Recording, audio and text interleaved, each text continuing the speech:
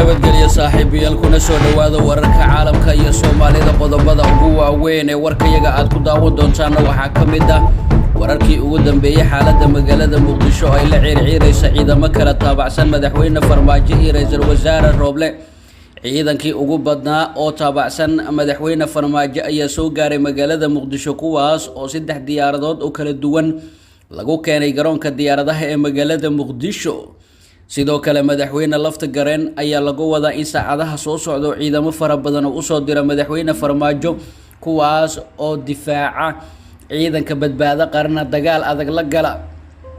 mucaaradka qaarkood oo diiday la kulanka qoorqoor iyo olala ka dhan ah oo ka bilowday galmudug iyadoo wararka qaarkood ay sheegayaan in qoorqoor uu taageersan yahay madaxweyne Farmaajo Roble oo jawaab lama filaan ah siiyay wasiiro warwaan ka dhaxwaday ama ka siday madaxweyne Farmaajo xaaladda oo cakiran dhufaysadii madaxtooyada Soomaaliya oo la soo celiyay ciidankii badbaado qaran oo isaga baxay goobihii ay ku sugnaayeen kadib markii ay ka cabsadeen xuduudda ciidan ee Farmaajo uu soo tubay wararkaasi warar kale oo ku soo kordho wixii ku soo kordhayaan idin soo gudbin doona daawadayaal markana waxaad ku soo dhawaataan iyagii oo fidsan ayna ku horeyne xog aan helnay ayaa sheegaysa in xubno ka tirsan midowga musharaxiinta ay bilaabeen olole ka dhanaa madaxweynaha galmudug Axmed Cabdi Kaari ee qoorqoor oo toos loogu tirinayo garabka madaxweynihii hore ee Farmaajo oo hadda dhinac lagu soo wada jeestay xildhibaan Axmed Abdi Toona ka mid ah xubnaha golaha shacabka ee laga soo doortay deegaanada ama degmada Cadaade ee galmudug ayaa qoraal kooban oo bartiisa Facebook uu ku qoray waxa uu ku yiri golaha badbaadada galmudug mar dhow filo madaxweyne qoorqoor ayaa shalay gelinkii dambe yimid magaalada Muqdisho asiyeeshe mucaaradka badankooda way diideen inay la kulmaan si gaar ah Xasan Sheekh iyo Cabdiraxmaan Cabdishakuur waxaana sidoo kale xog aan ku helnay abaabul uu ka dhana qoorqoor ay mucaaradka ka bilaabeen deegaanada galmudug waxaana ay doonayaan in meesha laga saaro madaxweynaha galmudug oo wali ku jira safka Farmaajo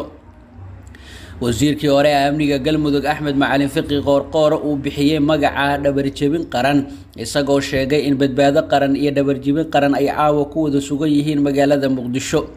Fiqi oo qoraalkan soo dhigay bartiisa Facebook ayaa ciidanka iyo siyaasiyiinta badbaado qaran ugu baaqay inay ka digtoonaadaan dhagarta iyo kala furfurka Axmed qoorqoor badbaado qaran iyo dhabarjabin qaran caawa Muqdisho waa lagu wada sugan yahay dhabarjabin qaran oo taageersan afgambiga sidee u noqon kara nabadoon waxaa waajib ah badbaado qaran inay ka digtoonaadaan dhagarta iyo kala furfurka dhabarjabin qaran sababta keentay khilaafkan cusub waxaa saldhig u ah qalad ay doorashada ka galeen dhabarjabin qaran sida qaladkiisa ugu nabadooneynayna ayuu qoraalkiisa ku yiri Axmed Macalin Fiqi qoorqoor ayaa la sheegay inuu isku dayay inuu kala furfuro midowga musharaxiinta iyo xukuumadda hadda u midaysan dagaalka Farmaajo isagoo ku shaqeynaya damaca iyo rabitaanka madaxweynihii hore Maxamed Cabdilaahi Farmaajo geesa kalena sida aan ogaanay ra'iisul wasaare Maxamed Xuseen Roble ayaa ku gacan saaray qaar ka mid ah wasiiradiisa oo isku dayay inay waan ka dhex bilaabaan isaga iyo madaxweynihii hore ee Soomaaliya Maxamed Cabdilaahi Farmaajo ra'iisul wasaare Roble ayaa xubnihii u tagay oo markii horeba la soo kulmay Farmaajo waxa uu ka dhageystay aragtidooda ku aadan sidii loo xalin lahaa khilaafkan isagoo intaasi kadib ku amray inay shaqooyinkooda qabsadaan intii ay ku mashquuli lahaayeen waarwaantii waqtigooda la dhaafay xogtan oo aan ka helnay xubno ka tirsan xafiisyada ugu sareeya xukuumadda waxay intaasi ku daraysaa in wasiirada isku howlan waanta ee wajigabaxa kala kulmay Roble uu hogaaminayay ra'iisul wasaare ku-xigeen Mahdi Guuleed isla markaana ay qayb ka ahaayeen wasiirada arrimaha dibadda Cabdi Siciid Muuse iyo wasiirka waxbarashada Cabdilaahi Carab sidoo kale wasiirka ra'iisul wasaare Roble ayaa la sheegay in wasiiradaasi uu weydiiyay sababta ay uga hadli waayeen falalkii ka dhacay xafiiskiisa markii uu Farmaajo duldhigay ciidamada ay haatan waanta u galayaan wasiirada ayaa ra'iisul wasaaraha u sheegay in Farmaajo aqbalay waan laga dhex bilaabay isaga iyo ra'iisul wasaare Roble balse ra'iisul wasaaraha ayaa la ka cuslaaday oo xubnahaasi u sheegay in Farmaajo uusan wada hadal dambe uu la gali doonin galabta ayaa waxaa ku soo afjarnay qorshihii xubno ka tirsan golaha wasiirada ay ku doonayeen inay qaataan doorkooda dhexdhexaadinta si labada dhinac ay u kala dab qaadaan geesa kalena ciidankii ugu badnaa oo taageersan madaxweyne Maxamed Cabdilaahi Farmaajo ayaa soo gaaray magaalada Muqdisho caasimadda dalka Soomaaliya kuwaas oo ka kala yimid gobolada dalka gaar ahaan gobolka Gedo oo ciidankii ugu badnaa oo ka tirsan gorgor iyo duufaan halkaasi laga keenay. ilaa iyo 3 diyaaradood ayaa kasoo degtay garoonka diyaaradaha aadan cadde ee magaalada Muqdisho. ciidamo oo garoonka u diray wasiirka amniga gudaha oo ka horjeeda madaxweyne Farmaajo ayaa si weyn la isaga caabiyay kadib markii ay gudaha u gali waayeen madaxtooyada aan iraahday garoonka diyaaradaha si ay markaasi u baajiyaan diyaaradaha Kenya ciidamada taageersan madaxweyne Farmaajo. ciidankan oo aad u hubeysan dabaabadaha dagaalkana wata ayaa gudaha u galay madaxtooyada Soomaaliya si ay u difaacaan madaxweyne Farmaajo oo dagaal isu diyaarinaya.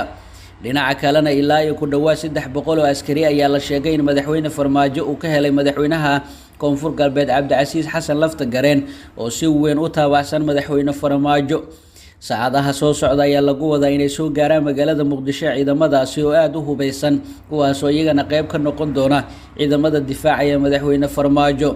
ciidanka taabacsan madaxweyne Farmaajo aad u hubeysan ayaa ku soo qulqulaya magaalada Muqdisho si ay dagaal ula galaan ciidamada badbaado qarantu oo magaalada soo galay xalay ilaa iyo saaki ilaa iyo gelinkii dambe ee shalay. magaalada Muqdisho ayaa la leeqanaysa ciidamo aad u fara badan. goob kastana waxaad ku arkaysaa ciidamo la leeyahay waa badbaado qaran oo iyagu dhufeysyo qodanaya. ciidamada madaxtooyada ilaalinaya ayaa dhankooda adkeeyay ammaanka madaxtooyada iyo xeendabkeeda iyagoo halkaasi dhigay caratuur iyo waliba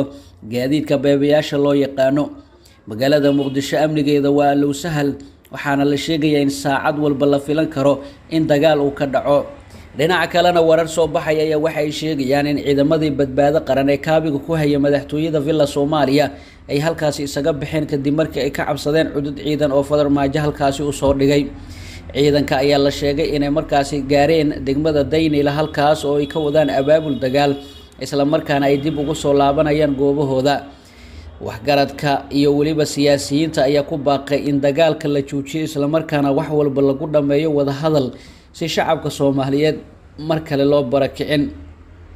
dhinaca kalena ciidamo badbaado qaran ka tirsan ayaa lagu ururinayaa guriga oo magaalada Muqdisho gaar ahaan xaafadda Maranaayo ee degmada Kaaraan uu ka degan yahay Senator Muuse Suudo Yalaxow. maleeshiyadan oo aad u hubeysan ayaa iyagana dhankooda la sheegay in haddii ay dhacdo ama xaaladda ay xumaato inay dagaal ka soo qaadi doonaan dhinacaasi ee waqooyiga magaalada Muqdisho.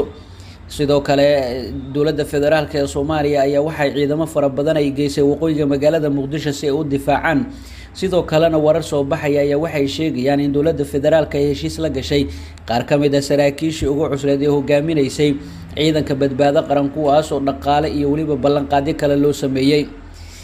General Xaadulo oo ah sargaalkii ugu sareeyay ee hogaaminayay ciidanka badbaado qaran bishii Abriil ee sanadkan 2021 ayaa isaga waxa uu sheegay in uu markaasi ama la sheegay inuu heshiis kula jiro madaxweyne Farmaajo isla markaana dhaqaale culus la siiyay.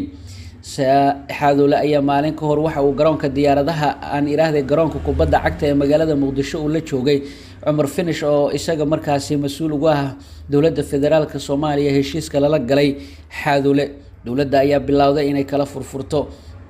saraakiisha badbaado qaran iyadoo dhinaca kalena xildhibaano ordaya ay la sheegay in iyaguna ay markaasi ku fashilmayaan. madaxweyne Farmaajo ayaa la sheegay in xoog uu rabo inuu ku joogo madaxtooyada Villa Soomaaliya. guud ahaan daawadayaal warkaad kala socoteen channelkan waa nageynta